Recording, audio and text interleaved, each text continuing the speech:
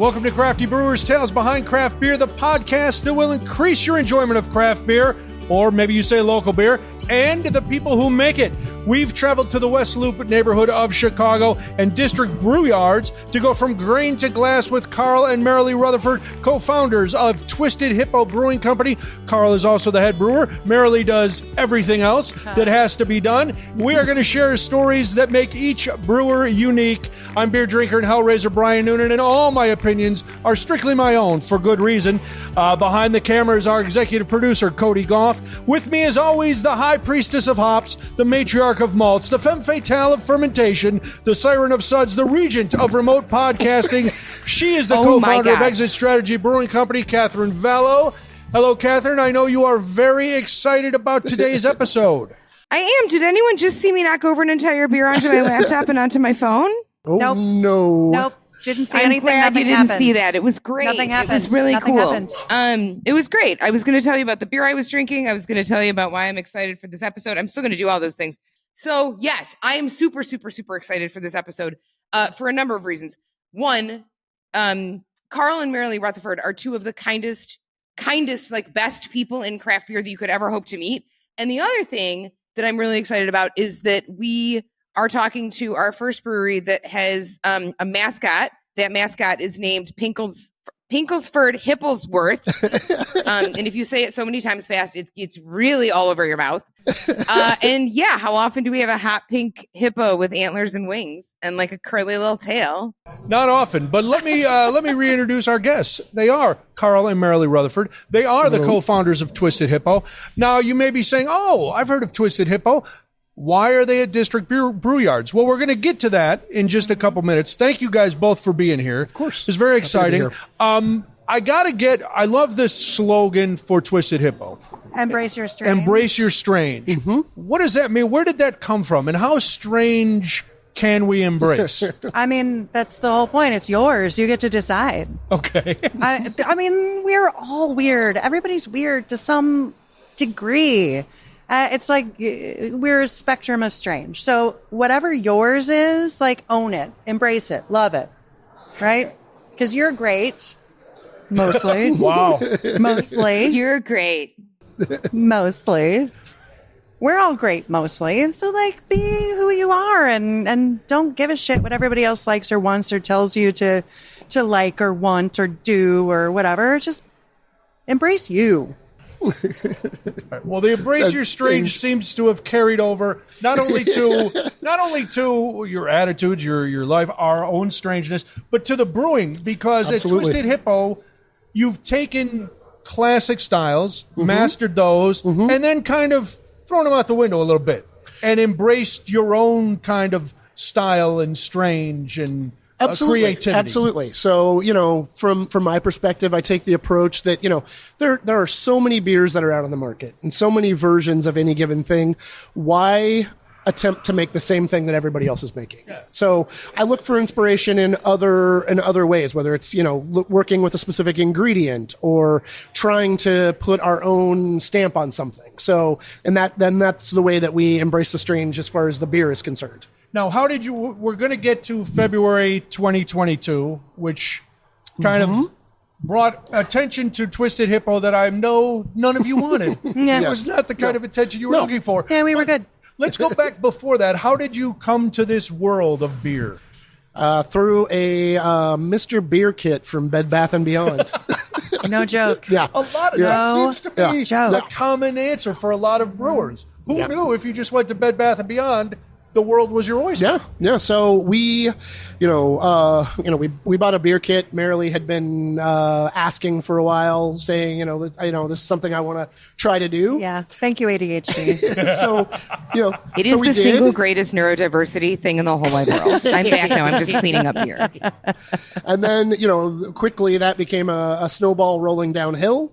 We went from making, basically dumping a can of stuff into water, and making stuff at home to, more extract stuff to an all grain system to brewing at home, sometimes 4 or 5 times a week.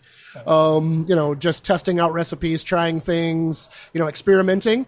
And, thankfully, back in those days around, between the early 2010s until we started putting beer on the market, there was a really interesting, robust underground homebrew scene here in Chicago. And we had a friend who's a chef and runs a place now who would host these private events, and he would have homebrewers come in and pour their beer. And we got a lot of really good, feedback. A lot of people got to try our beers, and we decided that this is something we could do and make a business out of it. What was the first one that was successful? The first beer that people went, "Oh yeah, we like this one." Well, I don't have the answer to that because we had. Well, okay. Answer something different then. Okay, so we had. The reason I can't answer that is because we had 17 taps at home. What? Yeah, no joke. Yes. Yes. Is that ADHD again? Yeah, 100%. Yes, absolutely. 3 isn't enough. We need 17. Well, we started with 3, but it was not enough. And I found a commercial freezer for a reasonable price, and it all just sort of spiraled from there. And so we were doing parties, and I mean, we just had a lot of people over drinking a lot of beer. Okay. Yep. And I think Beating Heart was the one that was the most fun, weird one that people glommed onto, and that's a Kolsch brewed with roasted beets. Wow. Oh, that's good. I've never heard. That's an adjunct I have not heard mentioned here before. Girl, if you can do it, you do it right. It is so good. It's bizarre. But we were doing everything. Okay. Right? He's not kidding. We were brewing 4 or 5 times a week, and we were really just over and over, and in 5-gallon batches. There were 5-gallon batches, so but that's still work. Yeah. Still a lot of work. It's still so very not 5-6 normal hour human process. behavior. Yeah. So you're doing all this. Your people are responding. You've got 17 taps in the house. You realize maybe the house isn't the place to have a tap room. Yeah. Maybe it is. I don't know. I'm not judging. But when do you decide to move out into a spot? Well, we went to 18th Street. Mm-hmm. So Drew Fox, a good friend of ours, was opening up a brew pub down in Gary. And we, brewed our first beers down there. The problem quickly became we were a brewery trying to open in Chicago, but making beer in Indiana. Yeah, it was so that stupid. All right, whatever. So we knew that we needed to find somewhere, in the state, and and closer to home. You were so close to the line, so close. Yeah. We were incredibly grateful, and we learned a lot by brewing stuff down there. But Seriously. it just, from the logistical point of view of trying to be a Chicago brewery, we need to find a home in Chicago. Yeah. That makes sense. So that led us to another brewery, Slapshot Brewery, now defunct, but down in the Little Village area.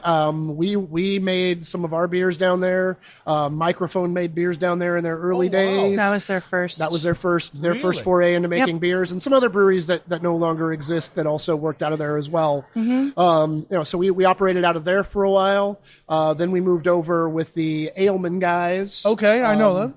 When they were operating over on Knox, we were making beer out of there. Mm-hmm. And, the whole time we were working toward getting a space of our own, and we knew that we wanted a space, with a tap room. Sure. So where people could drink our beer directly off the taps from us. Now, when you were making your beer in these other locations, were you just selling packaged beer? How does that work? So you're in Gary and you're brewing your beer. Mm-hmm. Gary we sold mostly straight out of their tap room. Oh, okay. We didn't package there. It was really just kegs. Yeah, it was really just keg beer, and then so we did sell some kegs to some bars down in Indiana. Yeah. As well, but mostly it was beer that was consumed at 18th Street. Mm-hmm. And then a lot of on-premise. Yeah. Oh, okay. Yeah, a lot of on-premise. Yeah, on-premise. A little bit of packaging, but mostly on-premise. And that was honestly, it was a really good opportunity for us to learn how to brew on different systems and different places with different water and different temperatures and different people. And all of the things. We were very nomadic, but it was really such a skill booster, you know? Yeah. It was really good. Yeah, there's beers that we make today that we've brewed on 4 or 5 different systems. Really? Yeah. So such as we make a beer, Old St. Augie's, which is a Belgian IPA that's been made on multiple systems. We haven't made it for a little while, but we made a beer called Bee's Sleaze. Oh, so good. Which was a California common with honey. I know. And that beer was made on multiple different systems. And the good thing about that process for us was, we got to take the approach of we knew what the beer was. We just needed to figure out how to make it on that particular set of equipment. Okay. So, we've had a lot of experience in hitting those marks, with a system that, down at Slapshot, we had, electrical elements that were inside of the beer. So you had to worry about potential scorching or caramelization that you wouldn't necessarily have in a different type of system. Ailman was a boiler system, so like every place was a little bit different. And so, we had to essentially learn how to hit the marks of what that beer was supposed to be on different equipment. See, and I know you guys would know this, Catherine would know this too. I would have assumed that most brewing systems are fairly similar, and now I have learned that they are wildly different. My stars and garters, absolutely. So what after brewing on all those different systems, what did you decide on? What's your favorite? That now, I mean, when you're in Albany Park, what did you have there?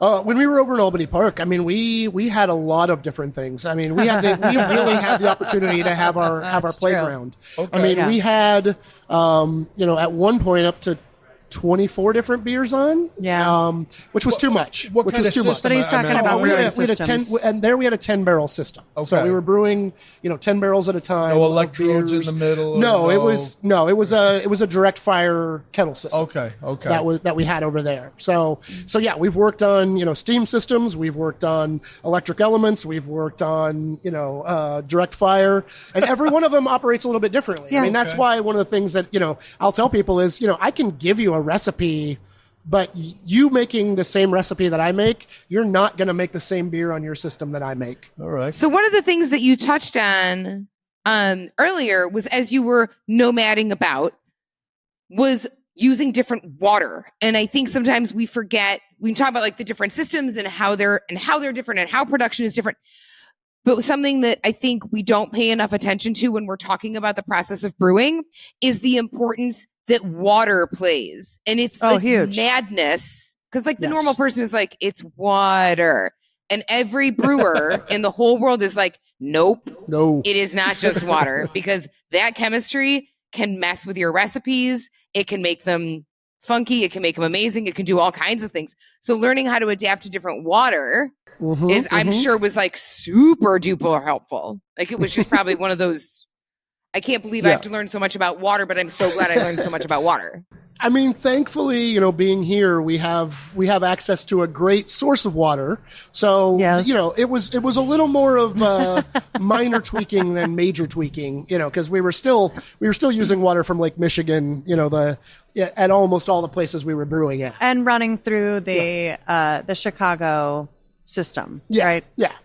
So, various filtration and chemical alterations, but it wasn't like we were reinventing the wheel every time as far as water, but it's critical. It's very important, It is. Yeah. So you opened now, we've gone back and forth on this since I got here today. Yeah. You opened the original brew pub or tap room and everything on New Year's Eve 2018 into 19. Yes. You opened officially a couple months later. A week. A couple days later. Yeah. Yes. So that's 2019. Yes. Things are moving along. The inside is gorgeous. You've got a kitchen. You've got all your beers. Everything's going. And then February. Now, most times after and then the pandemic hit. Yes. Well, no, you guys made it through the pandemic. We did that. We did that. Pandemic we did so, that. I think we had about 8 different business models during the pandemic. Yeah, but no kidding. But you got through it. And then February 2022 happens, and I'll let you. This changed the course of Twisted Hippo through today. It was weird. So what happened? It was weird. About 4 a.m., I got a multiple phone calls from one of our regulars that, my phone rang probably 4 or 5 times in a row, answered it, and she said, have you seen the news? The Hippo's on fire. And, went into, at the time, we had an 18-month-old. Yeah. So Marilee was in his room with him and went in, and we basically Rochambeaued for who was going to go over to the brewery because we knew we couldn't take, an 18-month-old to an active fire site. And, Responsible parenting. yeah, right there. and so That's Marilee... We took him Marilee later went when it was over- daylight. Yeah, Marilee went over, and within 20, 30 minutes of leaving the house, called and said, it's a total loss. Like it's I mean, like, I had been it's- putting on my shoes, and the landlord called, and he said, I need you to know the building's on fire. And we were like, I know, already heard. I've got my shoes on now. How bad is it? And he said, well, I'm standing at the corner of wherever he was, and it's gone. It's all gone. It's a total loss. But then I got there, and there were still, 3 of the 4 walls. Okay. And part of the roof, and I was like, maybe. But there were also a lot of fire people, and it was bonkers. There's no way to describe what surreal feels like until you have felt it, and that is what it is. It's surreal. You're watching everything literally burn to the ground, and I'm standing and looking through the door where 7 or 8 hours before I had been polishing glasses and putting things away so that I could come in the morning and start all over again. And we'd been talking about like when I left that night, I was like, oh my God, we have got to hire people. We are finally through this thing, and I've got to get humans in here because we are going to go insane. Yeah. Which was great. Yeah, and we had our best weekend we'd had in a long time, Yeah. and we were like, okay, maybe we're on the upswing here. Maybe we're finally getting through this thing. And then it was raining fire. Yeah, And you said it right, Marilee. If most people, thankfully, don't have to watch their entire lives go up in flames, I can't imagine you standing there while it's happening, and then Karl, you going over soon Shortly after, thereafter, yeah. and going, "This is everything we've worked for."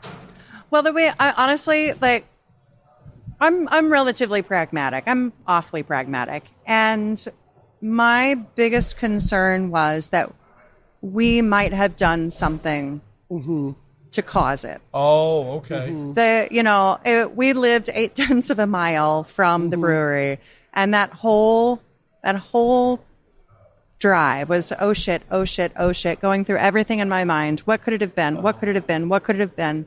If this happens, like if someone is hurt, what is the consequence? If someone and how do we handle this and this and this and this and this? Like the longest 7-minute drive of your life. Yeah. And when I got there and the fire department was talking about the source of the fire, that they thought they had it under control. Okay. They were like getting ready to pack up, and the wind shifted. Oh. And it jumped from the building where it started to our building, and it was started in an 6 apartment minutes. building behind the building, traveled up a wooden porch stairwell, Yeah. and then jumped to the bow truss building. And essentially, the firemen said was once it hit our roof, all was they done. could do was contain it. But I'd spent that's really concentrated time thinking about the ways in which we might be responsible for negatively impacting all of these people, right? Who knows what's on the other end of this, but like the ways in which we might have made some stupid mistake that hurt or damaged someone else's life or humanity or whatever. But you did not. But we did not. You did not. So we it was did like, not. oh, did not. okay, well, it's just stuff and let's just get through this. Like, it sucks. Yeah. But also, like, Yeah. this Thank is goodness stuff. nobody was in the building. Yep. It happened overnight dude. when, none of our employees were there. Like, we were incredibly grateful for that. Like, no one was there. No one was hurt. No one was seriously injured Thank God. in the building. Yeah. Well, let's talk about, we're going to take a quick break, get our beer. We're going to do our beer break. And when we come back, we'll talk about, as you said, we're going to come through this and move on? Well, we're sitting here with Twisted Hippo. They must have gone through it. Karl and Marilee Rutherford are with us. We're going to take our beer break. When we come back, they'll tell us a beer that they want to talk about, and we'll find out what has happened since the flames went out at Twisted Hippo.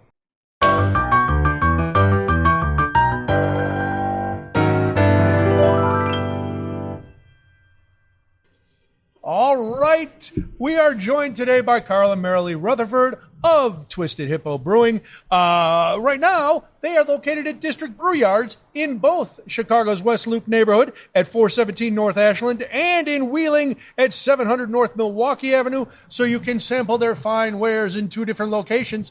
That's good, right? You're still brewing. Because we talked about the fire, and you talked about moving on. Mm-hmm.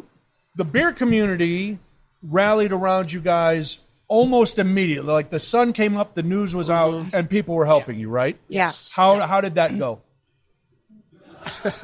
Uncomfortable.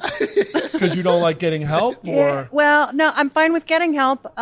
It was just it was a plethora of love that you don't like. You kind of think when you're dead, it's probably going to happen, and then you don't have to deal with the emotional consequences of all of that because you're dead, right? Well, now they used it all up, so when you're dead, you're That's- going to We're going to get nothing. Also fine. Yeah. nothing. I will probably not be aware of it, so I'll be Exactly okay. right. I'll be okay. And if not, I'll just haunt them anyway. Whatever.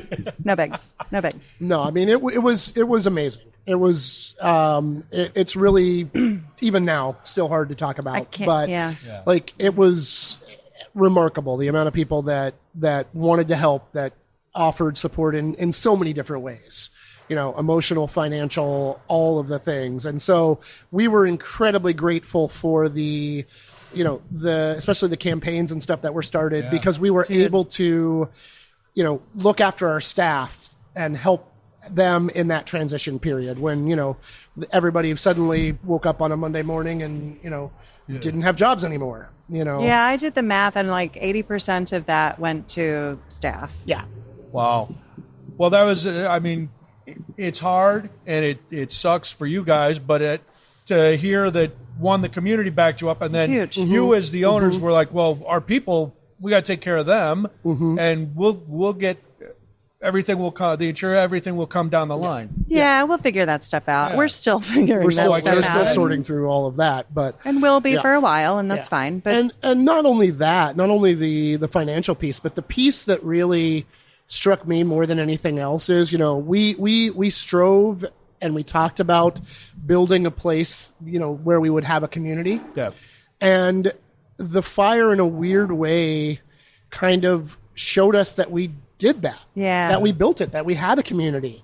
And in a strange way, you don't usually get that.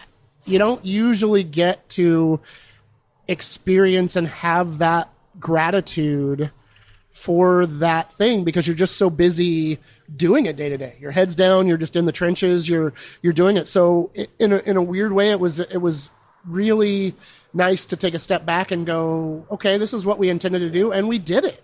Yeah. You know. yeah, it still makes me want to throw up a little bit, but yeah. yeah. Well, then let's change the subject and talk about this beer that you are consuming. First of all, I've been drinking your Oktoberfest, which is again called Pinktoberfest. Pinktoberfest, and it is delicious. You know, this is Catherine knows, Cody knows. This is my favorite time of the beer calendar. So to get any sort of Oktoberfest beer is great. You have switched to something lighter in color. What are you having? So I am drinking our Golden Lasso, which is our honey cream ale, which is one of our staples. It's one of the beers that we have all the time. It is an amazing food beer. It pairs well with damn near anything. You know, goes really well with pizza, with burgers, with salads, cuts through spicy food like nobody's business. Wow. The honey is really cool because it, you know, you get a little bit of a hint of the honey aroma. I love working with honey. It's one of my favorite ingredients. But the honey actually really kind of dries it out and makes you want to drink more and helps with that element of pairing very well with food. Because we've had cream ales and a lot of, and I, you know, when I was in college, we used to drink Genesee cream ale. Oh, yeah. You know. Oh, yeah. So what is it about the cream ale that is improved by the honey? You said drying it out a little bit. For me, it balances out that nice creamy corn note with a little bit of nice aroma, a little bit of sweetness. So it's just it's an incredible balance of all of those flavors. And Golden Lasso is incredible. That's an incredible beer. And I think talking about the way that honey interacts with grain and interacts with beer is super fascinating, because it's not, you hear honey and you're like, you're just adding bee shit. And you're like, no, it does great things to beer and complex things to beer. You know, something sweet will dry it out. It's really cool. And a lot of people don't understand. A lot of people hear the honey and they're like, oh, I don't want that. It's going to be way too sweet. And I'm like, there's no sugar left. I mean, the yeasts love the sugar that honey provides, and they tear through it. And what you're left with is the essence of whatever honey you put into that beer. The aroma. The other thing that I love about this beer is that most cream ales, you finish it off and you're like, that was a great beer, but I'm really going to need a piece of gum, something. Because it's kind of cloying in your mouth. Because you get that like hoppy cloying, right? Like that, you know, that I'm thing. I'm glad we're videotaping audio. this, Yes, because Marilee's face is phenomenal. But this doesn't do that at all. It has such a smooth finish to it that you just don't get out of a normal cream ale. And I think that's why it wins so many awards. Mm-hmm. She said subtly, as if to point to the award topic. What awards has it won, pray tell? And the last Please couple see weeks, my award wall. Yeah. So we actually, at the Oak Park Microbrew Review that Catherine was referring to a little while ago, it won a gold medal in the general ale category. Congrats. And then we about a week after that, we got word that it won a gold medal in the National Honey Beer Competition. Wow. Which is something that we enter quite a bit, because, like I said, I like to work with honey. It's one of the ingredients that I work with a lot.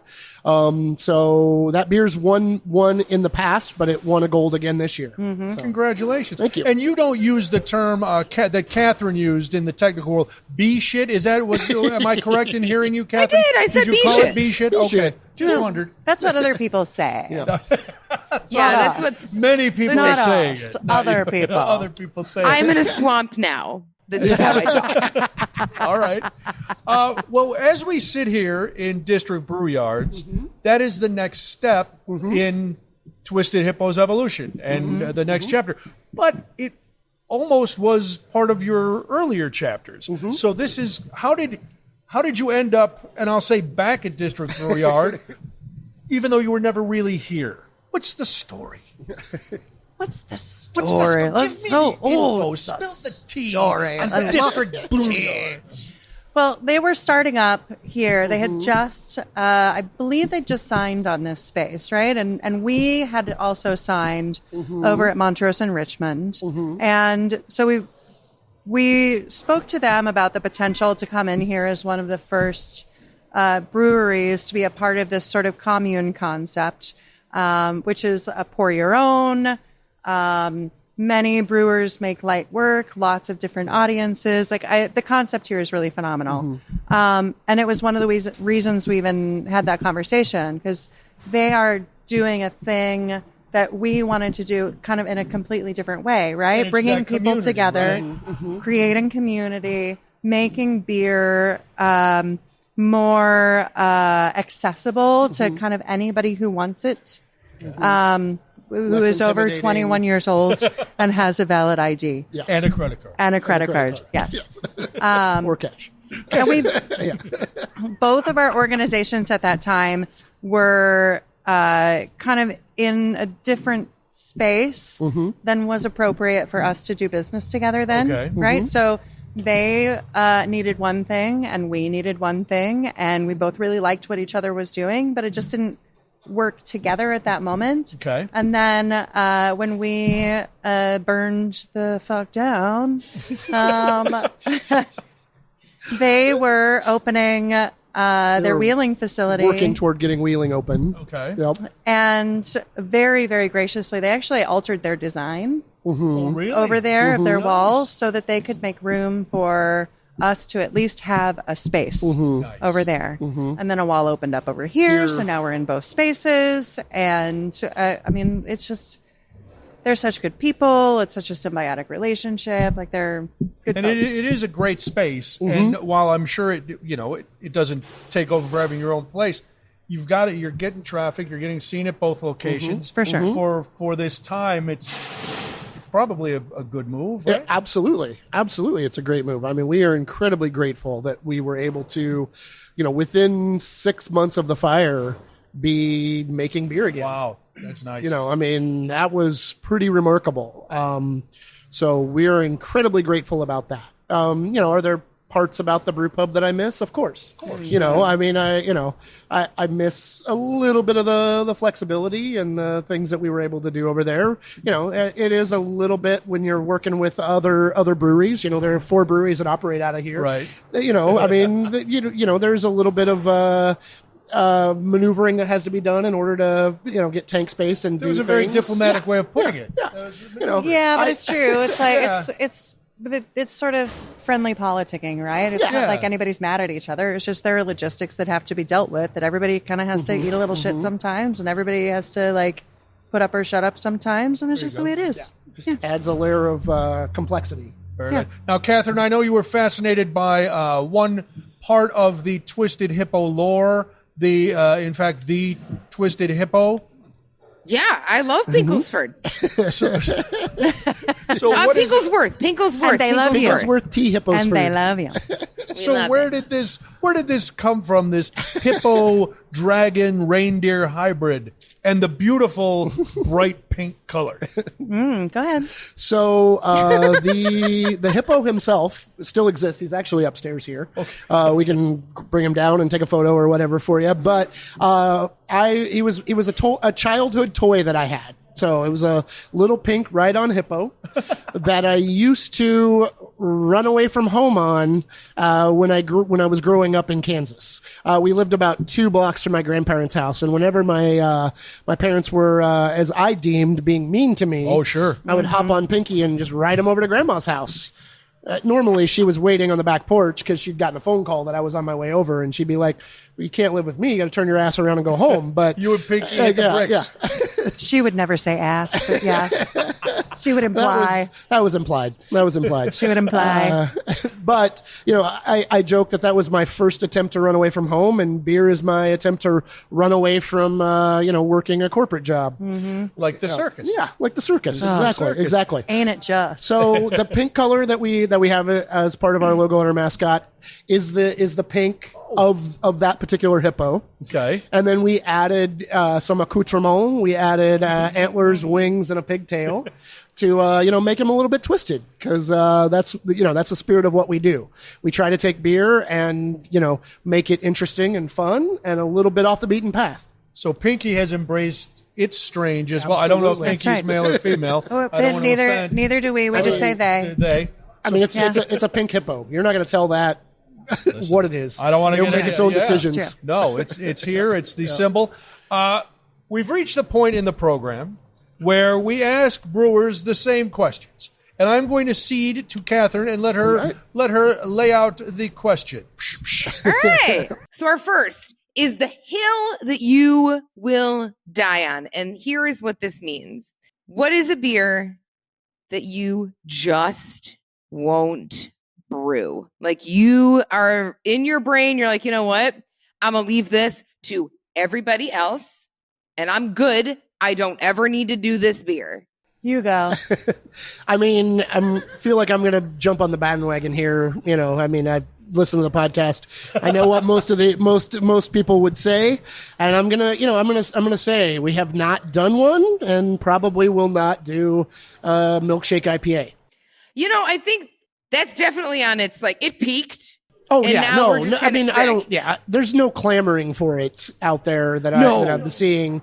And generally, just even with that sort of intense stuff. I mean, we are definitely known for unique ingredients and unique beers. But for me, those ingredients have to be well balanced and have to be an accent. If you want something that is fruit juice or that is a milkshake, those things exist. You can go drink those. You can go have those. Those are amazing and wonderful. And happily, you don't need them to be beer. You know what else you can do? You can even drink your milkshake through a straw. I'm not sure if anyone's heard about this. You can drink milkshakes through straws now. It's been big in the news lately. And, as an adult human, you can put beer in your milkshake if you want to. I don't care. You sure can.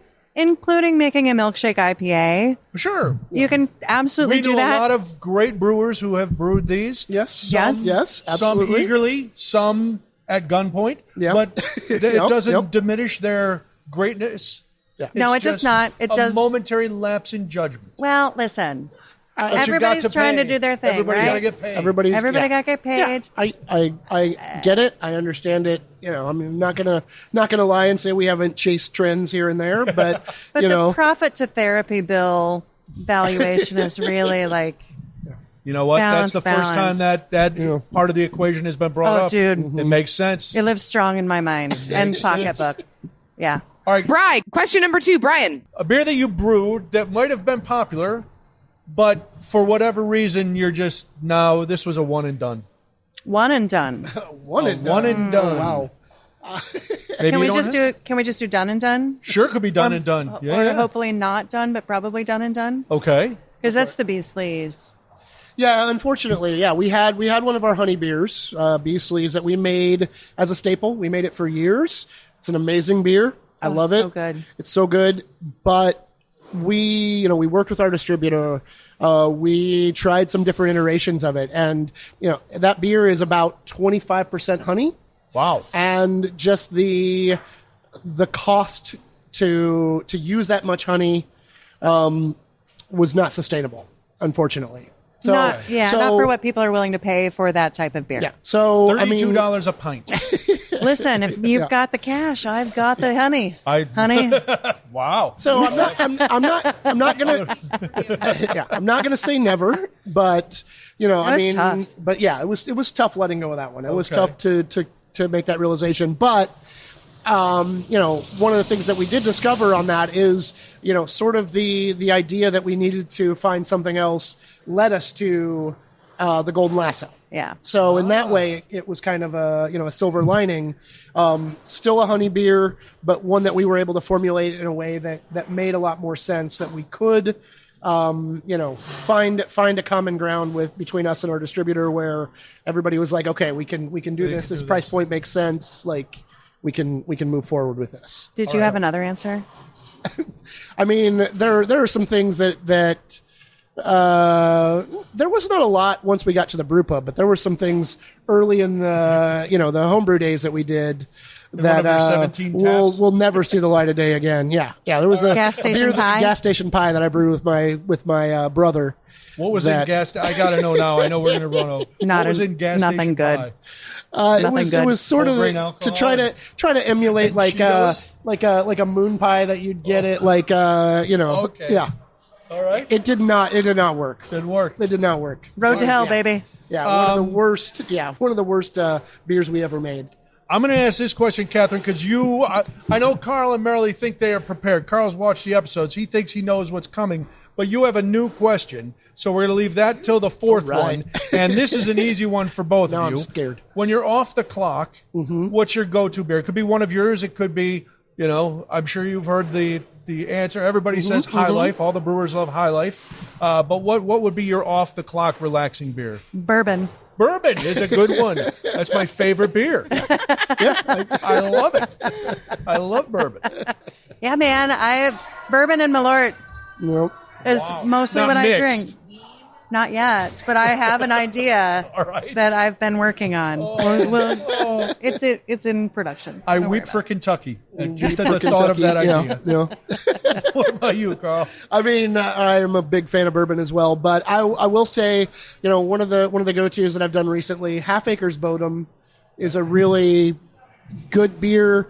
I like it because I kind of describe it as a 4-quadrant beer. It's somehow crisp, somehow malty, somehow hoppy, and somehow juicy at the same time. It's I don't know how they did it. It's some kind of alchemy and magic that I appreciate. It's one of those things. It's like, I wish we made this. Wow. It's high Yeah. praise Oh, yeah. indeed. There's a fair number of people who are like, how can I wish we did that. Bodum's so good. Yeah. Yeah. I miss good beer. Well, if you quit spilling it, maybe you could drink it. That's fair. That's the tea. That's key. Thanks, Bri. All right. Question number 4. This is a new one that we're going to get into. And we started talking about this a little bit earlier on. Talking about beer and food pairings. We're talking about honey and the cream ale being a great food beer. And when we're talking about beer and food pairings, I want you to hit me with one of your favorite cuisines and the beer that you would pair with it and why. Because I'll give you an example. One of my favorite things to do is to have I love a really good smash burger. I want it everywhere on much like my beer. I want it all over me. Right. And I love pairing that with one of the hoppiest thing that I can find, because I like what hops do to fatty foods. And I like that the hops are going to cut through all of the unctuous fat really quick in that burger, and it's going to clean your palate, and you're also going to appreciate the hops more, right? So let's talk about some of your favorite food and beer things. Unctuous Fat was the name of my autobiography, right? Oh, I thought it was your garage band. I was going to say, I think we're in sort of band. So That's a chicken and egg thing right there. I mean, was it the biography? Was it the garage band? Which came first? I gave you guys a little time to noodle on that one, because I could see you were like, oh, we didn't prepare that answer. no, that's okay. I think I think it's a good the question. smash burger is a big one for me too, right? Or whatever, a Culver's, who cares? But this also ties back to the kind of one and dones and the delicious delightfulness. We did a beer called Downton Abbey, which is an ESB brewed with honey. That is Buckwheat honey. thank you, buckwheat honey. Apologies for the oversight. That's just what you say at home. Yes. While he's making It's your pancakes. buckwheat honey. These two things together were just That was the greatest dismissal I have ever heard. we practice. We practice. It's true. Sorry. No, it's fine. It's fine. You're not wrong. I know. I'm just good at it. You were very good at it. That was great. Anyway. Anyway. An ESB and a smash burger, bonkers. I love an ESB. But really, I mean, it's the same thing as unctuousness, but it's not just like an IPA, because fine. But the maltiness behind an ESB, love it. And you, sir? Absolutely. So much like Catherine, I think you get something nice, rich, fatty, a nice carbonara. Maybe you do that with a nice West Coast IPA. So it just cuts through, you get that little bit of that rich, that, sweetness of that sauce paired with a nice, bitter, malty, delicious. Yeah. Yeah, with just like a little bit of that resin, that like pine resin. Yes. Okay. Yep. Yeah. So here at District Brew Yards, Lily Q Barbecue is Yes. here, and I know they have different food up in Wheeling. What Twisted Hippo goes best with barbecue? Probably I'm just a pills, I think. But I'm not an IPA drinker. Our IPAs are probably best paired with them. And we do a West Coast series and we do a hazy series, both of which are excellent for people who enjoy them. All right. I mean, they really are. They're I'm with really you. good. Yeah. They're really good beers. They're just not my thing, but this is why it helps to have a couple of brains at the table, right? Yes. The Pils is, it's so lovely. It is light and crisp, and it has just enough of that like sharp hoppiness to it, that it is a beautiful cut against the intensity of flavor that comes with barbecue. But it's just like, it's gorgeous. It's a really nice Pilsner. Well, thank you both for being here. Marilee, Karl Rutherford. Thank you. And thank you for joining us on this edition of Crafty Brewers Tales Behind Craft Beer. Be sure to support your local breweries. Without your support, Sometimes it's rough going for some of your favorite breweries.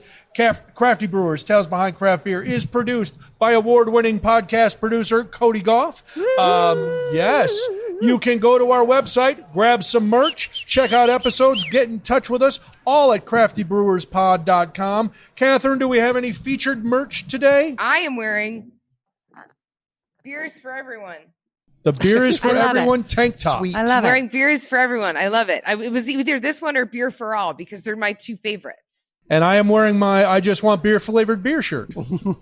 So we're all branded up. It's true. It is true. So go check out the merch. It's really high quality stuff. Do you have a brewery you'd like us to talk to? Are you a brewer like Karl and Marilee, who looked at this episode and went, it's not so bad. I could sit down with these guys. You want to join the fun? Then send us an email, craftybrewerspod@gmail.com. craftybrewerspod@gmail.com. Catherine, we're on social media, aren't we? Facebook, Crafty Brewers, Tales Behind Craft Beer. Instagram, crafty_brewers_pod. And if you're listening on Apple Podcasts, oh my gosh, we love 5-star reviews. Cody does. I don't know what the metrics mean, but he says if you rate us 5 stars, he'll give us a piece of candy. So that would be nice. I love candy. I'll give you some too. Thank if you. this episode gets 5 stars, I'll send you a Snickers All right, bar. I'll take it. That's a promise. Put it in the freezer. So thanks again to Marilee and Karl Rutherford, the co-founders of Twisted Hippo. You can find them again at District Brew Yards in 2 places. If you want to come to the West Loop Avenue of Chicago, it is on 417 North Ashland in Chicago. And if you're in the Wheeling, Illinois area, 700 North Milwaukee Avenue. You guys were great. I'm glad we finally got this done. Thank Me you for too. being here. Thank you guys for watching. Thank you, Thank Catherine, you. for spilling your beer and giving us endless amounts of material to mock you on because your little Tyrannosaurus Rex arms can't pick up a glass. Okay. All right. That's fine. For Crafty Brewers, Tales Behind Craft Beer, she's Catherine Vallow. He's Snarky Noonan. Oh, well, all right. Any final words, Spilly McSpilster? I do have some final words. When presented with a donut shop, sprinkles always make sense. That's You're it. a monster. I'm strongly anti-sprinkle, and I said good day. And good day. Good day. The guest has spoken. Good day. Okay, well then what's your donut? Oh, and an old-fashioned girl. Yes. Chocolate or plain old-fashioned? Yes. Both. There we go. Wait, is old-fashioned the same as glazed? No. You bite your tongue, sir. Oh, my. Good day, sir. I said good day, An old-fashioned is a cocktail, not the same as a donut. which is amazing. A good old-fashioned? I Forget love about a good old fashioned. Research time. it. Yeah, Google it. Get on your Google machine. No. Go to your local donut shop. That's true. Did Cody not know what an old-fashioned donut was? He asked if it was the same as glazed, and I nearly jumped over the table and killed him with my bare hands. Okay, first of all, Cody's very young. It is not that any of us are old, it's that he is young. That young. To be fair, you wouldn't have to jump over the table. true. You I'm just have a straight incredibly spry But for for my size and theatrics- I age. mean, you could. I'm not saying you couldn't. There is actually a straight line in which, like, your table's not in the way. I would actually move the table over just to give Marilee the chance to jump over. Wait, how many beers are going to be spilled? Not as much as your one. That's right. At least as You know- much as Yeah, we all yours. have just tiny little droplets left in That's ours. right. Sorry. And now mine's empty. I mean, mine was empty too. Mostly because it's on my back. But I enjoyed my emptiness, just like I do at Yeah, home in the well, dark. you do enjoy your I enjoy my emptiness. That's right. All Full right, black heart. Have we stopped? I don't know. I don't know when this ends. No, because never this is what he's end. going to say is the best part of it. Catherine, clap again.